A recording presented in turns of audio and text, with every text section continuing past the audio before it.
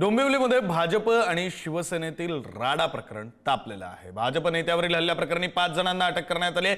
शिवसेनेचे 2 उमेदवार नितीन पाटील आणि रवी पाटील पोलिसांच्या ताब्यात आहेत। पोलिसांनी ताब्यात घेताच नितीन पाटील आणि रवी पाटलांची प्रकृती खालावली आहे। कल्याण डोंबिवलीमध्ये भाजप आणि शिवसेना युतीमध्ये निवडणूक होते, मात्र डोंबिवलीतील पॅनल क्रमांक 29 मध्ये युती नाही, कारण या पॅनलमध्ये भाजपच्या 4 उमेदवारांसमोर शिवसेनेचे 4 उमेदवार निवडणुकीच्या रिंगणात उभे ठाकलेत।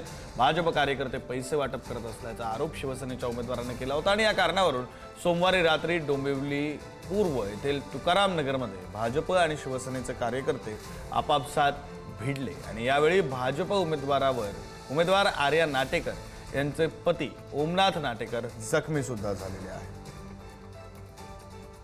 अधिकची माहिती देत आहेत प्रतिनिधी योगेश गोडे। योगेश, नक्कीच या संपूर्ण प्रकरणात आता राजकीय वातावरणाबरोबर निवडणूक वातावरण हे चांगल्याच तापलं आहे।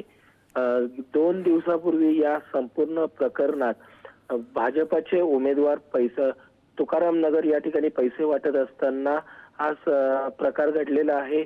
त्यांना रंगेहात शिवसेनेच्या जे उमेदवार आहेत नितीन पाटील आणि रवी पाटील यांना त्यांना रंगेहात पकडलं होतं पैसे वाटत असताना। मात्र या संपूर्ण प्रकरणात पोलिसांची भूमिका ही संशयास्पद आहे। पोलिसांना या प्रकरणात सर्व माहिती देण्यात आली, मात्र पोलीस 1.5 तासानंतर त्या ठिकाणी घटनास्थळी पोहोचले।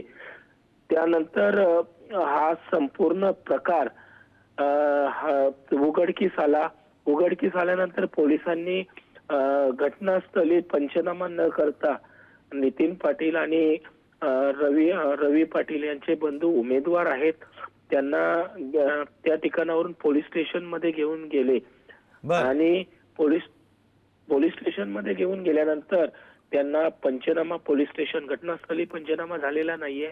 हा पंचनामा पोलीस स्टेशन मध्ये झाला। पण धन्यवाद योगेश दिलेल्या या सगळ्या माहितीसाठी।